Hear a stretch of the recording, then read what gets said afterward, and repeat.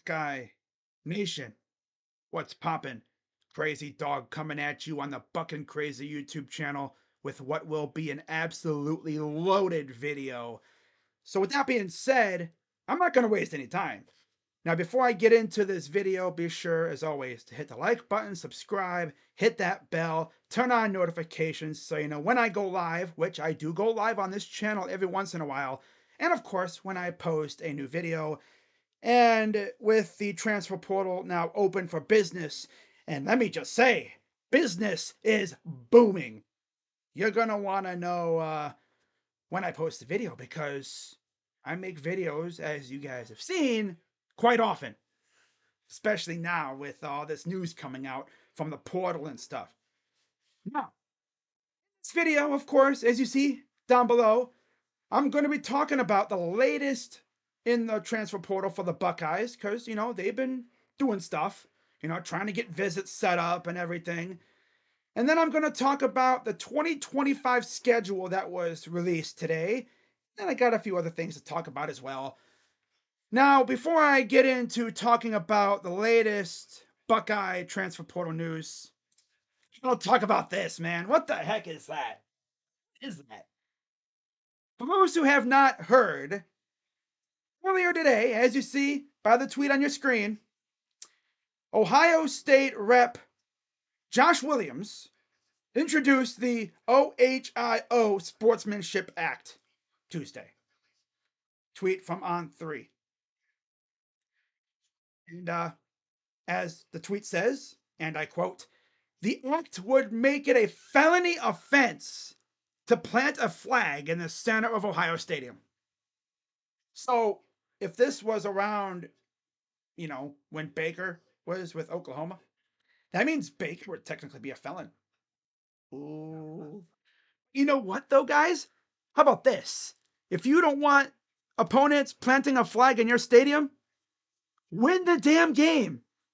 It's that simple. I mean, all this really does is make us look soft. And there was already a perception that we were soft. This makes us look even softer. Unserious stuff, right? I don't even think Buckeye fans even like this, right? But let me know what you guys think in the comments. Now, with that being said, let's get into the latest transfer portal news for the Buckeyes. Starting off with this little tweet that came out from the Scarlet and Gray podcast yesterday. And I quote, Purdue safety Dylan Tyneman? I believe I said his last name right.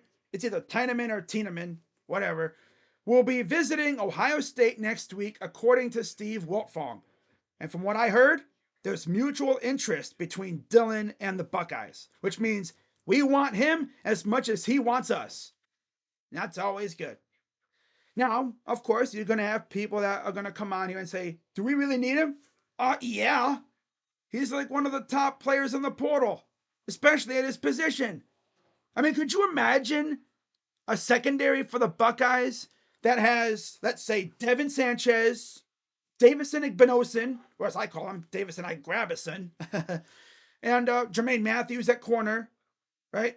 And then you got Caleb Downs and Dylan at safety with occasional appearances by maybe Fahim Delane. Speaking of which, I'll get to Delane here in a second because I got some news about something regarding him, right? So I'll get into that in a minute, but adding Dylan would be awesome, right? I mean, obviously, our main priority is to boost the trenches, but man, if you have an opportunity to get a player like Dylan, you do it, right? You do it. Now, speaking of the Delane family,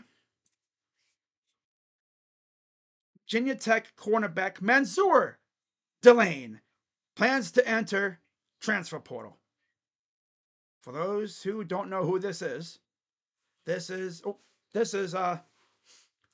Fahim's brother. Yep. Is it a guarantee that Mansour is going to come to Ohio State just because his younger brother is now a Buckeye? It's not a guarantee. It'd be awesome. I mean, we just had the Styles brothers playing at Ohio State the last couple years. Now, I don't know Lorenzo's eligibility situation. I am pretty sure he's out of eligibility, so I think he'll be gone and then there's a chance that Sonny goes pro. So I mean, if the Styles brothers are out, bring in the Delane brothers. Why not? Right? But yeah, we'll see what Mansoor decides to do.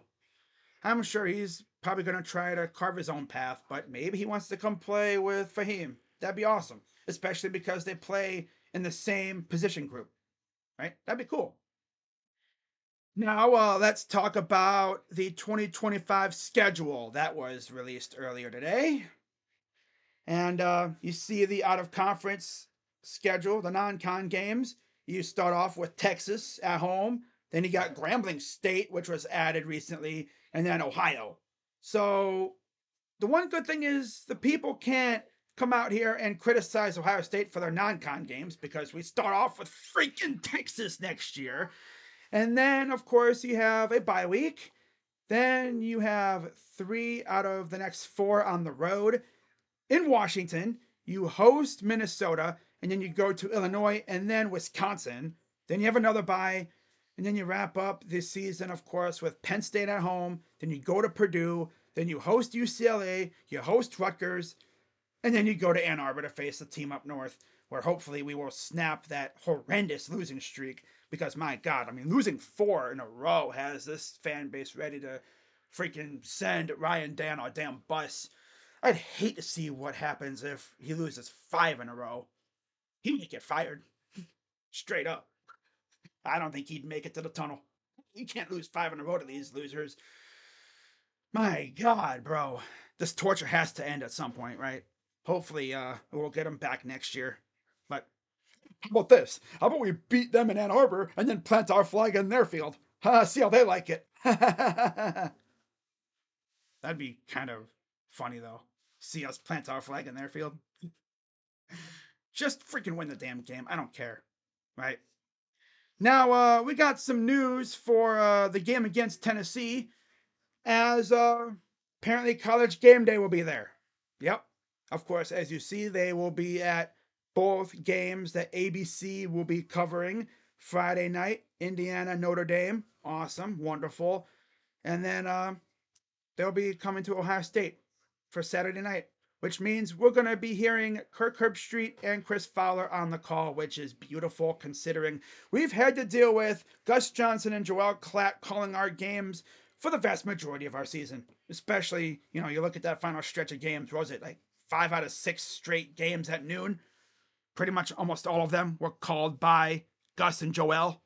You can only take so much of Gus and Joel. So it'll be nice to hear different voices for once, right? Of course, the only other voices we really heard was when we were on Big Ten Network, and of course the NBC game, and then when we were on CBS. So it'll be cool to hear us on ESPN again. For those who are wondering why weren't we on ESPN at all in the regular season, well, TV deal. Yeah, Ohio State's little TV deal with ESPN, or the Big Ten in general with ESPN, ran out. So, yeah, we're no longer on ESPN unless, you know, we're talking playoffs. So, cool to hear Kirk and Chris call this game. That'd be awesome.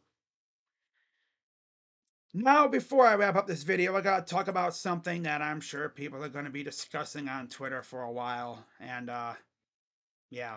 From On3 earlier today, and I quote, report, Ohio State co-offensive coordinator / wide receiver coach Brian Hartline has interviewed for the West Virginia opening per at CM Anderson 247.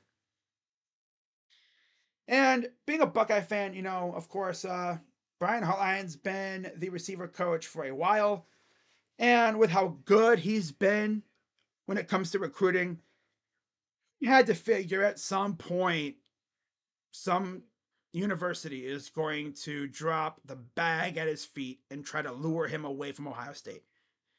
Because you have to figure at some point he wants to become a head coach. I don't think he wants to be a receiver coach forever. I mean, with the success he's had at recruiting, any university would love to have that on their staff.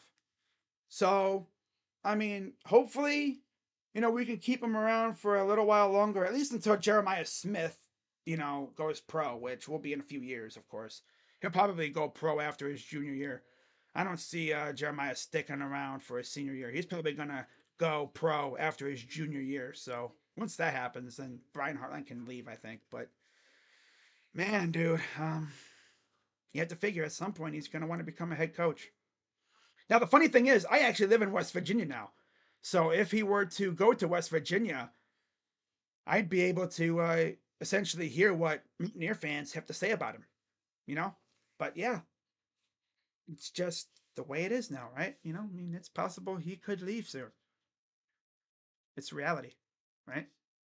But hopefully he'll be with Ohio State for a while longer and we can continue to just churn out receivers in the NFL. So let me know what you guys think about this in the comments. And let me know what you guys think about the video in general. What do you guys think about the portal stuff that I talked about? Dylan Tyneman and Mansour Delane. That'd be interesting, right? And of course, there's probably going to be other stuff coming out over the next few days, heading into the Tennessee game. And of course, my preview for that game will be next Friday. So keep an eye out for that. The Friday before the game. So, as always. But yeah, that's going to wrap it up for this video. As always, be sure to hit the like button, subscribe, hit that bell, and I will see you all in my next video, whenever that may be. It could be tonight, tomorrow, who knows. Whenever I see anything big, I'm going to make a video on it. That's what I do. So with that being said, I'm Crazy Dog coming at you on the Buckin' Crazy YouTube channel. Let's go, Bucks. OH. I'm out. Bye-bye.